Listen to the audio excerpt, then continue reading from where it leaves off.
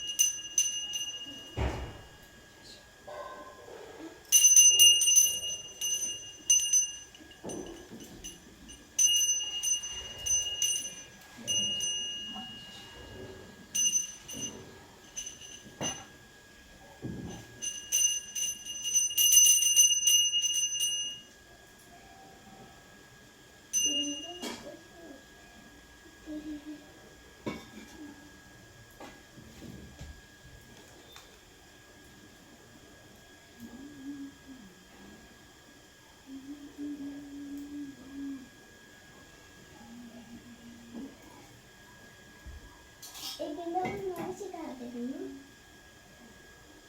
Sir आपने सिखाई।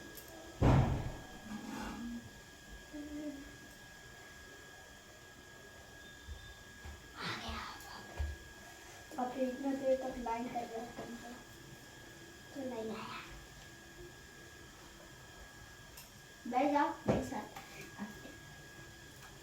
और अब तक नहा दी।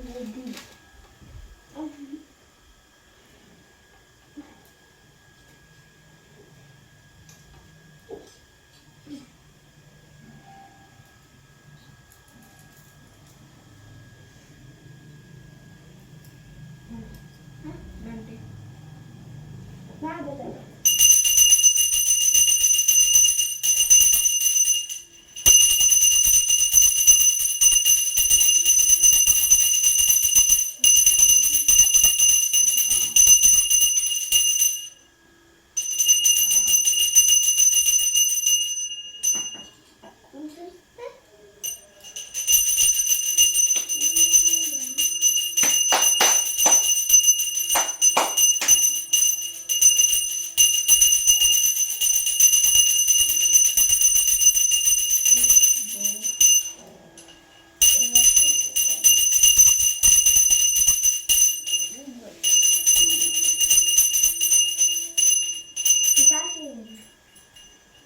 मैं कर देता।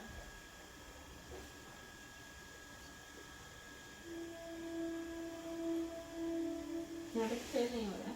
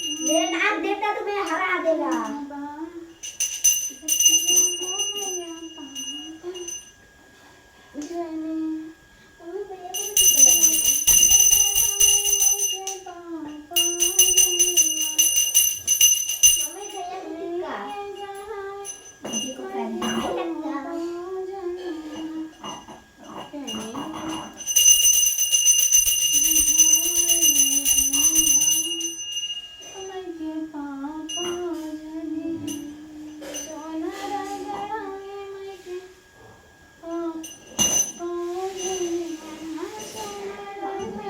टीका लगाना है।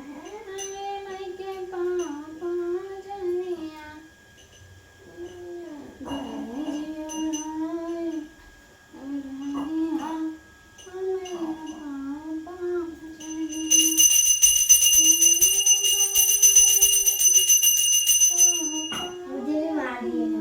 नहीं, पूजा के होता है। मुझे भी मारिए ना। नहीं मम्मी, नहीं मारिए। मम्मी मुझे भी मारिए ना। मम्मी मुझे भी मारिए ना।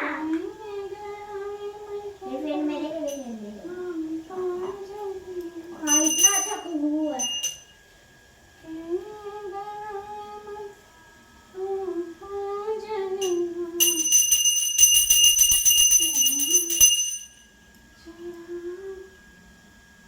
मेरा मुंह पे मार दिया घेच के। एक घंटे। मुझे भगवान नहीं, भगवान नहीं। चुप रहो।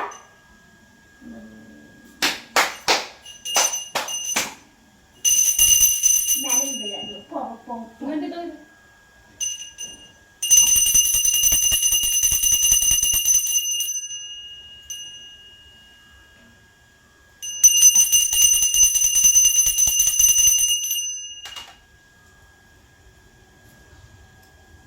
तो हाथ चल के प्रणाम करे सो।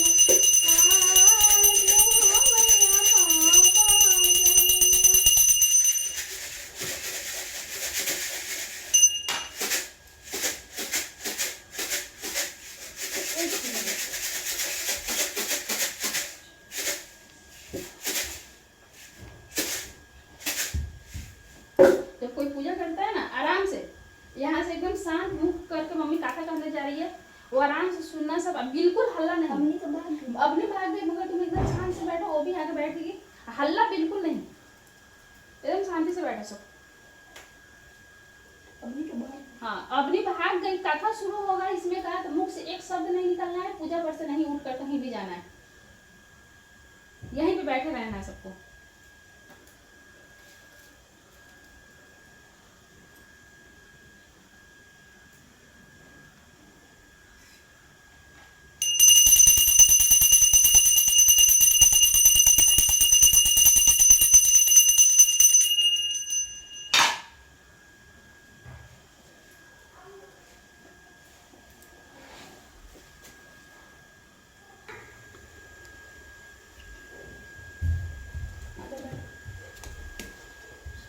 आओ कथा सुनने आओ, चलो बैठो सब।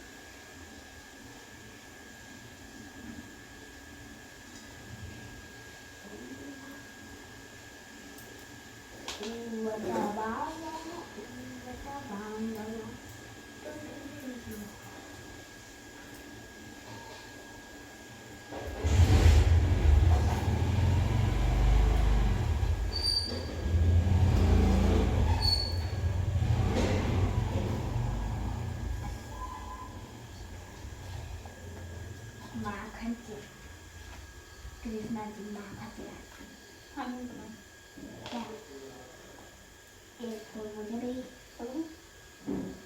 एक फूल मुझे भी मुझे फूल नहीं मिला मुंह एकदम बंद और माता जी का ध्यान आंख बंद करके और एकदम ध्यान से कथा सुनो सब और बिल्कुल कोई भी बीच में कोई कुछ नहीं बोलेगा और एकदम शांत रहेगा सब दोनों एकदम शांत।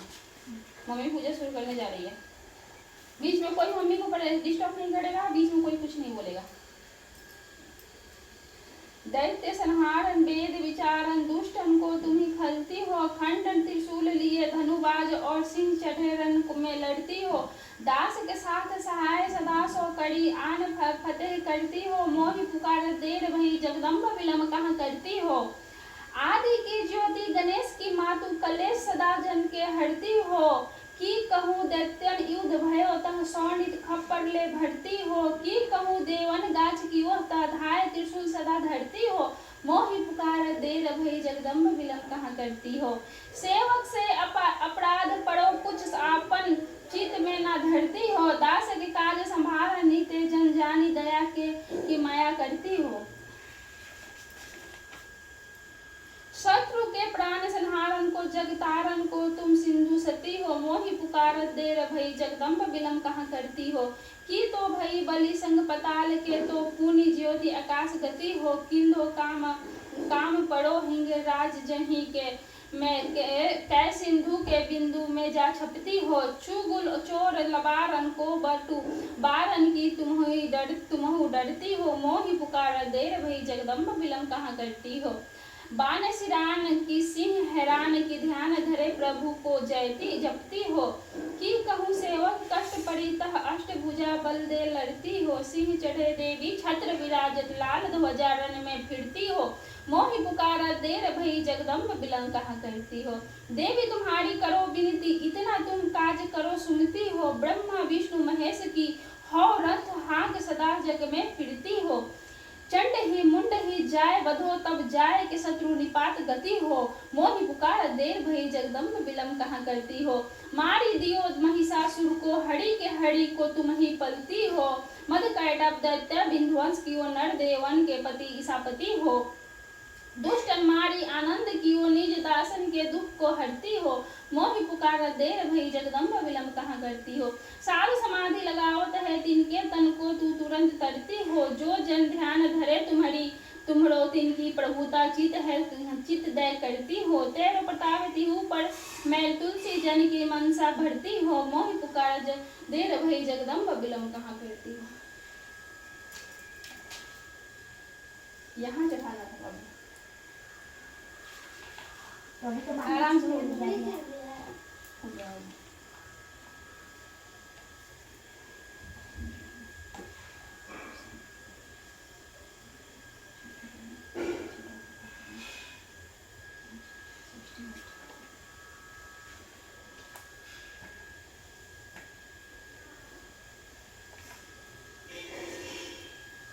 सबसे पहले गणेश का गणेश भगवान का सब कुछ कहा जाता है, गणेश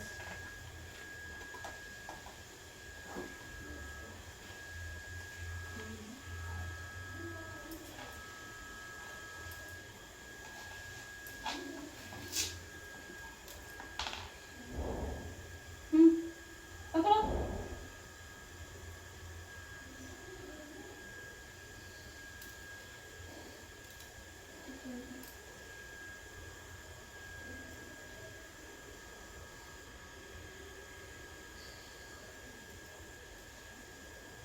5वां अध्याय। देवों द्वारा देवी की स्तुति। चंड मुंड द्वारा देवी के पास दूत प्रेषण एवं पुनः दूतों का प्रत्यावर्तन ऋषि ने आगे कहना प्रारंभ किया। प्राचीन काल में शुंभ और निशुंभ नामक महाबलवान दानों ने बल मद में से गर्वित होकर इंद्रासन को अपने अधीनस्थ कर लिया। उन दानों ने सूर्य, चंद्र, कुबेर, यम, वरुण आदि देवताओं को अधिकारों को छीन लिया। उन दोनों ने अग्नि और वायु को भी उपदस्थ कर दिया, अर्थात उन दोनों भाइयों ने संपूर्ण स्वर्गलोक को हस्तगत कर वहां से देवों को खदेड़ दिया। उन दोनों राक्षसों से पराजित तथा अपमानित होकर सभी देवों ने अपराजिता देवी का ध्यान किया। पूर्व काल में जगदम्बा द्वारा देवों को वर प्राप्त था कि जब भी उन पर किसी प्रकार का संकट उपस्थित होगा तब देवी की आराधना द्वारा उनका संकट दूर हो जाएगा। ऐसा सोचकर सभी देवता हिमालय पर्वत पर जाकर भगवती विष्णु माया की स्तुति करने लगे। देवताओं ने कहा, देवी को नमस्कार, महादेवी शिवा को हम सभी का प्रणाम, प्रकृति एवं भद्रा को नमस्कार। हम लोग नियम पूर्वक जग जननी जगदम्बा की वंदना करते हैं। रौद्र, नित्य गौरी एवं धात्री देवी को मेरा बारंबार नमस्कार। ज्योति समाई चंद्र रूपिणी तथा सुख स्वरूपिणी देवी को मेरी सतत वंदना है। शरणापन्नों के लिए कल्याणमयी वृद्ध कड़ी एवं सिद्धि स्वरूपिणी देवी को हम सब लोग बार बार प्रणाम करते हैं। नेतृत्व दानों की लक्ष्मी, राजाओं की लक्ष्मी तथा सर्वाणी स्वरूपिणी जगदम्बा को हम सब नमस्तक होकर अभिभावक करते हैं। दुर्गा संकट हारिणी, सर्वसारभूता, सर्वकारिणी ख्याति कृष्णा और ध्रुमा देवी को मेरा सदैव नमस्कार है। अत्यंत सौम्या एवं अत्यंत रौद्र देवी को हम सब 100 बार नमस्कार करते हैं। संपूर्ण प्राणियों में विष्णु माया के नाम से अभिहित देवी की मैं सतत वंदना करता हूँ। समस्त जीवों में चेतना नाम से युक्त देवी का मैं अभिवादन करता हूँ। सभी प्राणियों में बुद्धि रूप से अवस्थित देवी को मेरा प्रणाम है। समस्त जीवों में निद्रा रूप में स्थित देवी की मैं वंदना करता हूँ। सभी जीवों में श्रद्धालु में विद्यमान देवी को मेरा अभिवादन है। सभी जीवों में छाया रूप में स्थित देवी को मैं नमस्कार करता हूँ। जो सभी प्राणियों में शक्ति, तृष्णा एवं शांति रूप से अवस्थित है, उन देवी का मैं बारंबार अभिवादन करता हूँ। सभी जीवों में जाति तथा लज्जा रूप से विद्यमान रहने वाली देवी को मैं नमस्कार करता हूँ। सभी जीवधारियों में शांति, श्रद्धा एवं कांति रूप में अवस्थित देवी को मैं नमस्कार करता हूँ। जो देवी सभी लोगों में लक्ष्मी रूप से अधिष्ठित है, उनको मेरा नमस्कार है। सभी जीवधारियों में जिनकी स्थिति वृद्धि तथा स्मृति रूप में है, उन देवी का मैं अभिवादन करता हूँ। सभी परिव्याप्त रहने वाले देवी को मेरा नमस्कार है। इस सृष्टि में जिनकी स्थिति मात्र तथा भ्रांति रूप में है, उन देवी को मेरा प्रणाम है। सभी प्राणियों में व्याप्त इंद्रियों की अधिष्ठात्री देवी को मैं नमस्कार करता हूँ। जिनकी व्याप्ति इस सृष्टि में चैतन्य रूप से है, उन देवी को मेरा नमस्कार है। प्राचीन काल में मैं अपनी इष्ट सिद्धि के लिए देवों ने जिनकी स्तुति की थी तथा चिरकाल तक देवराज इंद्र ने जिनका सेवन किया, वह कल्याण दात्री ईश्वरी हमारा हित एवं मंगल करने तथा मेरे पर आई हुई विपत्तियों का निवारण करे। इस समय दैत्यों के अनाचार से पीड़ित होकर हम सभी देवता जिन परमेश्वरी को प्रणाम करते हैं तथा जो व्यक्तित्व द्वारा श्राद्धित होकर स्मरण करने से उनके समस्त संकटों का निवारण करती है, वह ही जगदम्बा मेरे कष्टों को भी दूर करे। इसके बाद ऋषि ने कहा, हे राजन, देवताओं द्वारा जिस समय वहाँ स्तुति पाठ हो रहा था, उस समय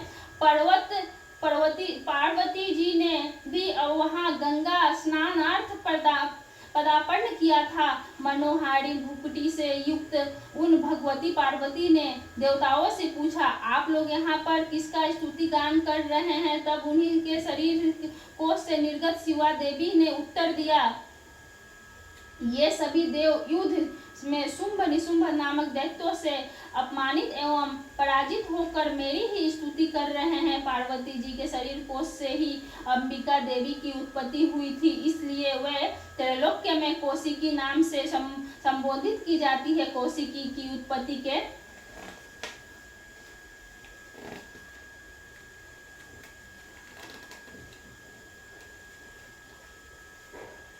कौशिकी की उत्पत्ति के बाद पार्वती जी के शरीर का रंग काला पड़ गया, इसलिए वह हिमालय पर निवास करने वाली कालिका देवी के नाम से प्रसिद्ध हुई।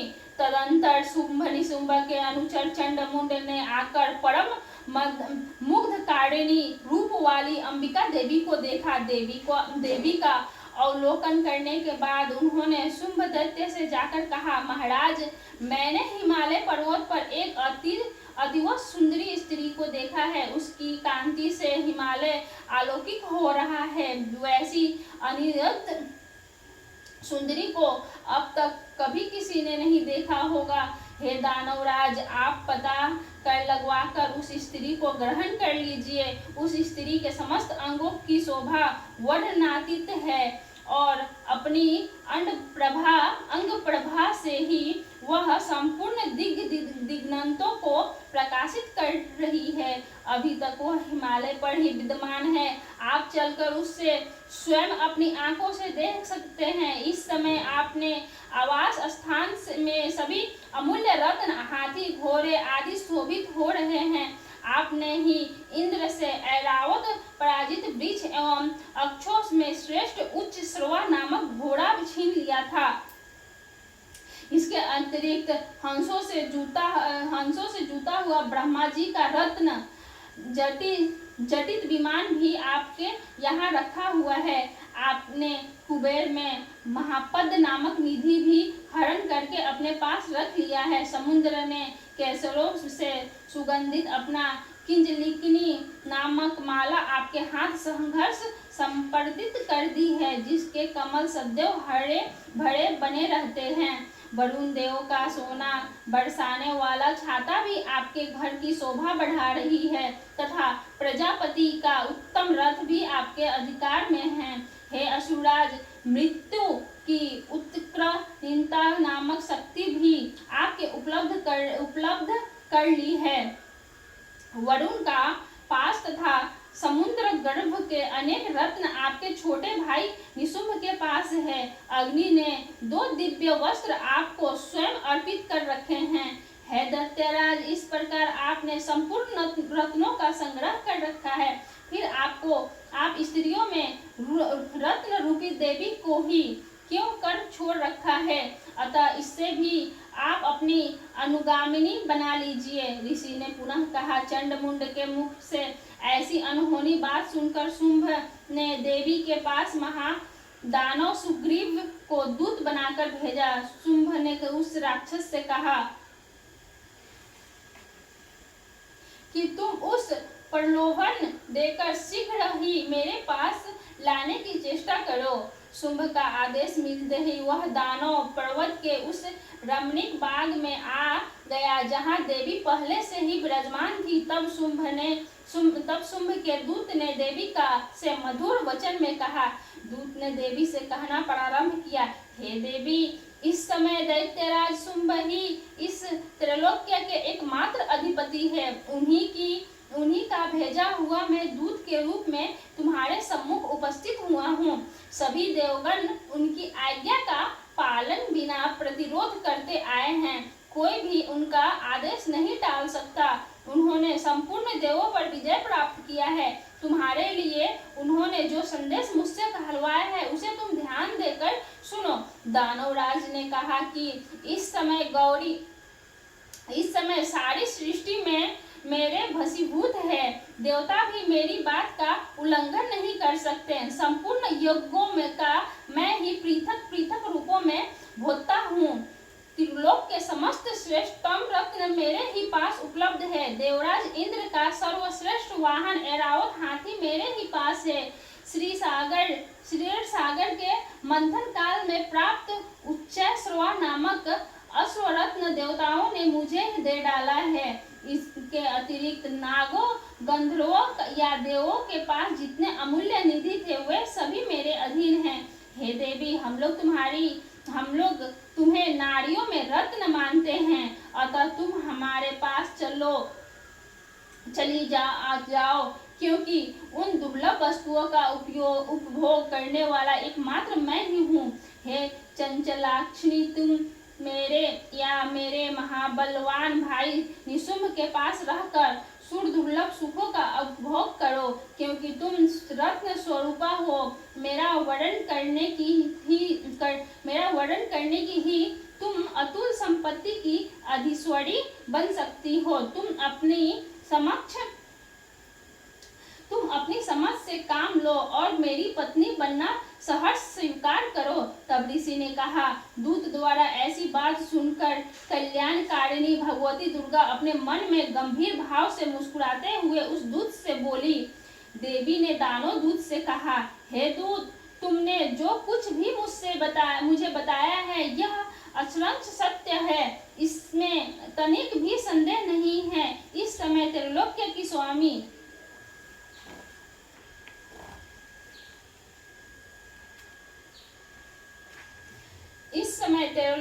स्वामी शुंभ तथा उसी के समान पराक्रमी उसका भाई निशुंभ ही है, किंतु इस विषय में मैंने प्रतिज्ञा की है, उसे भला मैं कैसे तोड़ सकती हूँ।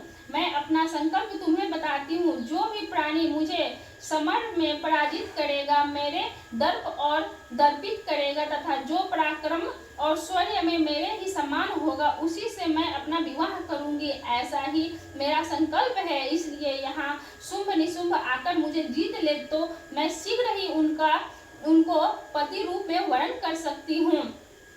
अतएव इस कार्य में विलंब करना ठीक नहीं है। देवी की बात सुनकर दूत ने कहा, हे देवी, तुम्हारी बातें केवल दंभपूर्ण है, लड़ने की तो कल्पना भी नहीं की जा सकती। इस विश्व में ऐसा कोई जीवधारी नहीं जो शुंभ निशुंभ के सामने खड़े होने की सामर्थ्य रखता हो। सभी देवता एक साधारण राक्षस को सामूहिक रूप से नहीं जीत सकते, तब तुम अकेली अबला क्या कर सकती हो। जिन असुरों के आगे इंद्रादित्य देवता भी नतमस्तक हो गए, उनके सामने तुम एकाकी क्या कर सकती हो। मेरी बात मान लेना, मेरी बात मान लेने में ही तुम्हारा हित है, अतः तुम मेरे साथ चलो, अन्यथा हमको तुम्हें बलात् ले जाना पड़ेगा। तब तुम्हारी मर्यादा कहाँ रहेगी। दूत की बात सुनकर देवी ने कहा, तुम्हारा कहना ठीक है, परंतु मैं अपनी प्रतिज्ञा के कारण विवश हूँ। मैंने बिना सोचे समझे ही ऐसी प्रतिज्ञा कर ली थी, अब उसे कैसे छोड़ दूँ। इसलिए तुम अपने स्वामी से मेरी बातें समझाकर कहो, उसके बाद मैं वह जैसा उचित समझेंगे वैसा करेंगे।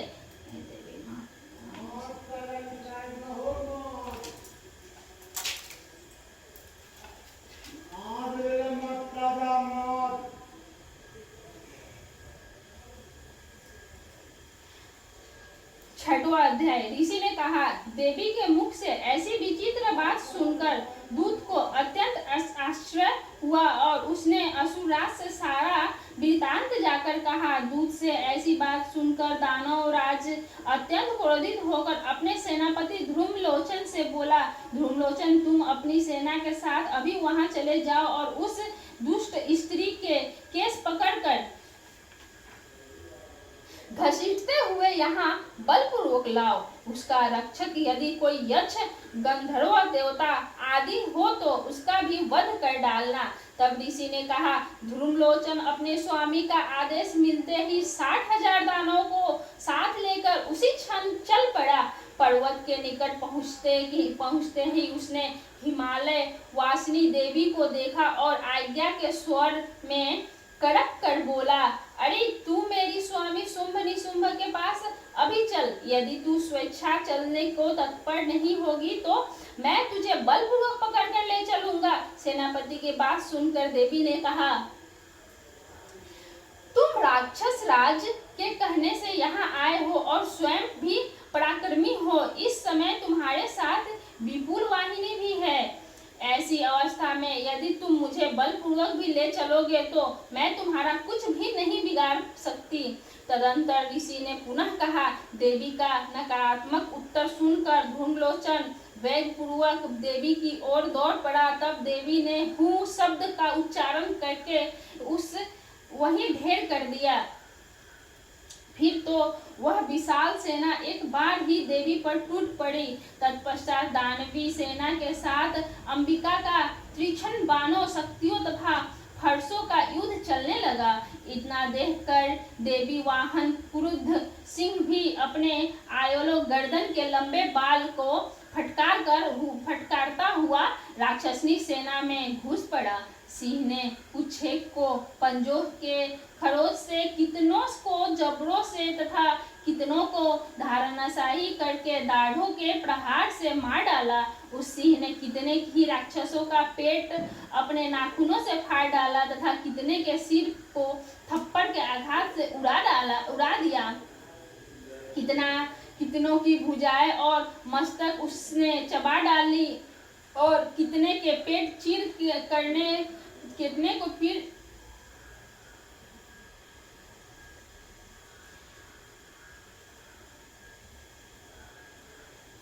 कितनों के पेट चीर करके अपने आयालों को फहराते हुए उनका खून पी डाला।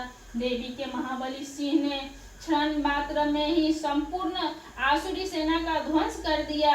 जब शुंभ को यह खबर मिली कि युद्ध में धूम्रलोचन मारा गया तथा उसकी समस्त सेना का विनाश सिंह द्वारा हो गया तो अत्यंत क्रोध वेश में उसने उसके होठ कांपयमान हो गए। उसने चंडमुंड नामक 2 महाबली दानों को आदेश दिया,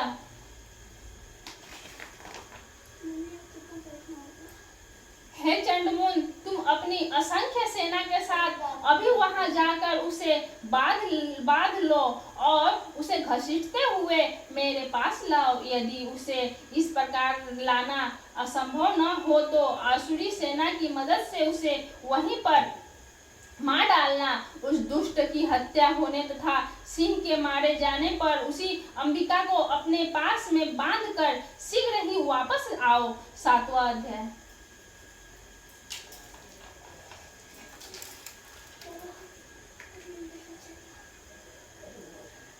माता का ध्यान लगा के बैठो। अब बोलो कि तुमको थोड़ा पढ़ने में तेज बना दे, थोड़ा बुद्धि दे और थोड़ा एकाग्रता दे। आँख मूंद के आँख मूनो और पूरा ऐसे आँख बंद करो अपना दोनों और पूरा ऐसे मन में ऐसे करो कि तुम देवी माँ तुम्हारे पास बैठी हुई हैं और तुमसे बात कर रही है कुछ और तुम उनको देख रहा है और तो तुम्हारे साथ जैसे तुम लोग सुन रहा है ये कथा, वैसे देवी माँ भी हम लोगों के साथ बैठकर ये कथा सुन रही है। आँख मूनो और ध्यान दो, लगेंगी कि वो तुम्हारे पास हम लोगों के साथ बैठकर कथा सुन रही है। 7वां अध्याय। ऋषि ने कहा, शुंभ निशुंभ की आज्ञा पाते ही चंडमुंड अपनी चतुर्गिनी के सेना के साथ अस्त्र शस्त्रों से सज्जित होकर देवी के पास चल पड़े। उन लोगों ने पर्वतराज हिमालय की स्वर्णिम ऊंची चोटी पर देवी को सिंह पर सवार देखा। देवी मंद मुस्कुराकर बिखेर रही थी। तो देवी को देखते ही उन्हें पकड़ने की उद्देश्य से अचानक ही आसुरी सेना उन पर टूट पड़ी। किसी ने अपना धनुष संभाला तो किसी ने मयान से तलवार खींच ली तो कुछेक देवी के सामने आकर खड़े हो गए। उस समय अंबिका देवी अत्यंत कुपित हो गई। क्रोधानल के धधकने से उनकी मुखाकृति काली हो गई, उनकी भवें तन गई तथा उस स्थान से विकराल काली का प्रादुर्भाव हुआ। उनके हाथ में तलवार तथा पास था। वह चीते के चमड़े की साड़ी पहने नर मुंडों की माला से सुशोभित हो रही थी। उनके हाथ की तलवार विशिष्ट प्रकार प्रकार की थी। उनके शरीर का मांस सूख कर केवल अशिष्ट पंजर रह गया था। ऐसे वेश के कारण उनकी आकृति बड़ी डरावनी लग रही थी। उनके विशाल मुख ग्रहण में जीभ लपलपा रही थी, जिसके कारण वे बहुत ही भयंकर दिख रही थी। वे देवी अपनी भीषण गर्जना से त्रिलोक को कंपित कर रही थी। वह कालिका देवी मुख्य मुख्य असुरों का वध करती हुई बड़े वेग से दैत्यों की सेना पर टूट पड़ी और उन सभी को अपनी भक्ष्य बनाने लगी। वे विकराल देवी अपने एक ही हाथ से पकड़कर अन्य रक्षकों को अकुंस धारी महाबली बड़े बड़े वीरों तथा गलघंटधारी विशाल हाथियों को अपने मुख में भर लेती थी। इसी तरह हाथी, घोड़े, सारथी आदि को निगलकर भीषण आवाज में उन्हें चबा रही थी। किन्हीं राक्षसों के केस खींचकर, किन्हीं का गला मरोड़कर, किसी को पैरों तले रौंदकर एवं किसी को अपने वक्ष प्रहार में यमालय भेज देती थी। दानों द्वारा छेपित अस्त्र शस्त्रों को वह मुंह में पकड़कर दांतों से पीस डालती थी। काली ने उन महाबली दैत्य समूह को कुचल डाला। कितनों को ही उन्होंने अपना आहार बनाया तथा कितनों को रणभूमि में से भागने में विवश कर दिया। कोई तलवार की धार से चीर डाले तो कोई खंडवांग एक प्रकार की बड़ी तलवार से मार डाले गए और कितने ही उनके नुकीले दांत से पीस गए। इस प्रकार क्षण मात्र में ही देवी ने उस विशाल सेना का अंत कर डाला। अपनी सेना का इस प्रकार नाश देखकर चंड वेग पूर्वक काली की ओर लपक पड़ा। उसने अपने बाण बरसा कर तथा हजारों बार प्रयुक्त अपने चक्रों को चलाकर देवी को ढक दिया। देवी के मुख विवर में प्रविष्ट वे अनेकों चक्र ऐसे लगे मानो अनेक सूर्य मंडल मेघों से ढक गए हो।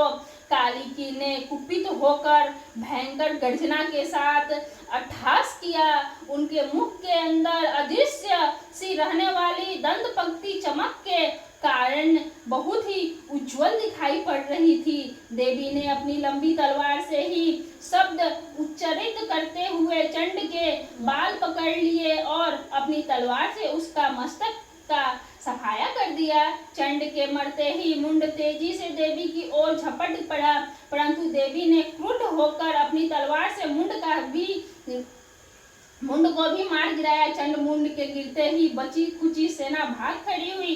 तब देवी ने चंड मुंड के कटे सिर को हाथ में लेकर भगवती चंडिका के पास गई और विकट अट्टहास के कहने लगी, हे देवी, मैंने इस चंड मुंड नामक महापशु को तुम्हें भेंट किया है। अब आगे युद्ध में शुंभ निशुंभ का वध तुम स्वयं ही करना। तदंतर ऋषि ने कहा। चंडमुंड के खंडित सिर को देखकर कल्याणकारिणी चंडी देवी काली से मधुर वचनों में बोली, हे देवी, तुमने मुझे चंड और मुंड को अर्पित किया है। अब मैं विश्व में तुम्हारी ख्याति चामुंडा के नाम से होगी।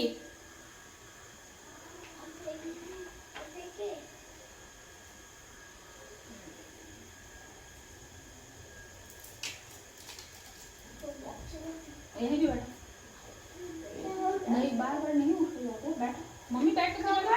अच्छा यहाँ पे अब बस ये बचा अब आरती। अब ये और है। हम बोला ना माता जी का ध्यान देने के लिए तो मिल सकता है, उनसे मिल लेगा। वो यहीं पर बैठी हुई है, हम लोगों को दिख नहीं रही है। तू आंख मूंदी का ध्यान लगाएगा तो उनसे तुम मिल लेगा। हाँ, आंख मूंद कर ध्यान करो। मिलना चाहता है, देखना चाहता है, आंख बंद करो और ध्यान दो, दिख जाएंगे। अगर सारा ध्यान इधर उधर से हटाकर और सिर्फ सोचे आंख बंद कर उन्हीं का ध्यान करेगा, देखने की कोशिश करेगा, सब कुछ देख लेगा। सब आंख बंद करो अपना अपना और देखने की कोशिश करो, देख लेगा सब एकदम। जब तक ये मम्मी नहीं ये थी करती तब तक ध्यान लगाओ। नमो नमो दुर्गे सुकर्णी, नमो नमो अम्बे दुखहरणी, निरंकार ज्योति तुम्हारी तीहु लोक फैली उजियारी, शशि ललाट मुख महाविशाला, नेत्र लाल भुक्ति विकराला, रूप मातु को अति सुहाय, तरस कर जनती सुख पाए, तुम संसार शक्ति लय की ना पालन है, तू अंदन दिन अनपुर ना हुई जग पाला, तुम्ही आदि सुंदि बल्ला पड़ले काल सब नासनहारी, तुम होरी श्री संकटहारी, श्री जगी तुम्हारे गुण गाया, ब्रह्मा विष्णु तुम्हें निधाय, रूप से शक्ति का तुम धाया, देश विधि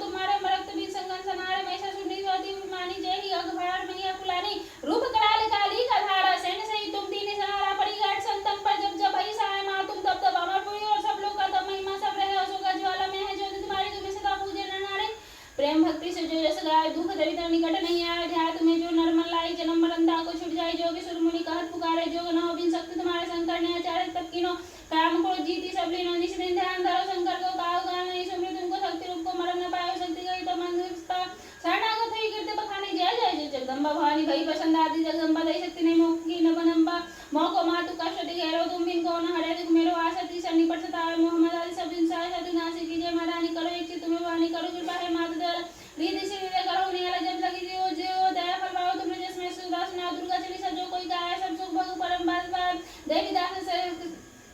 देवी दास शरणी जानी, करो कृपा जगदम्बा भवानी।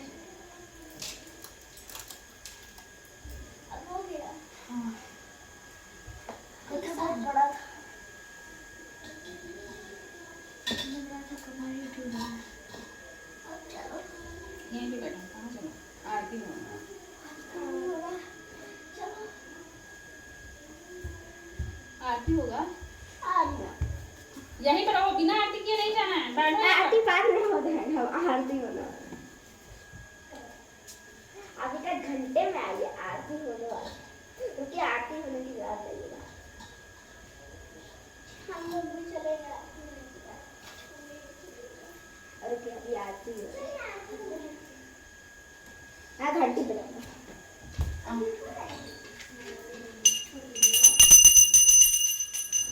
सांप आगे जा रही है, अभी आरती होती जा रहा है।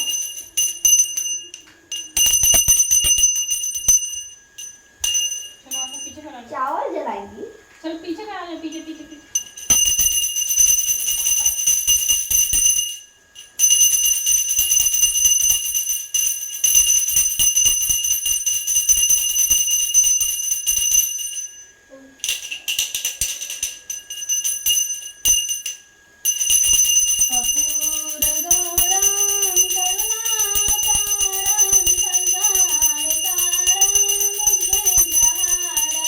सदा बसंतं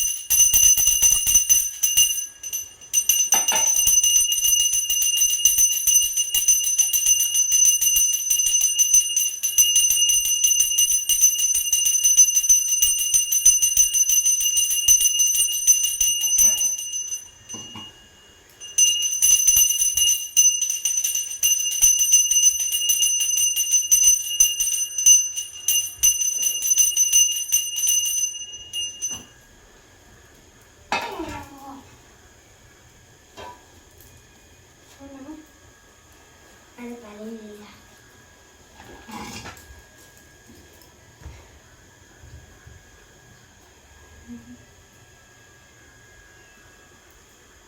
फोटो काले नीले चल आभी की चलिए आगे नीला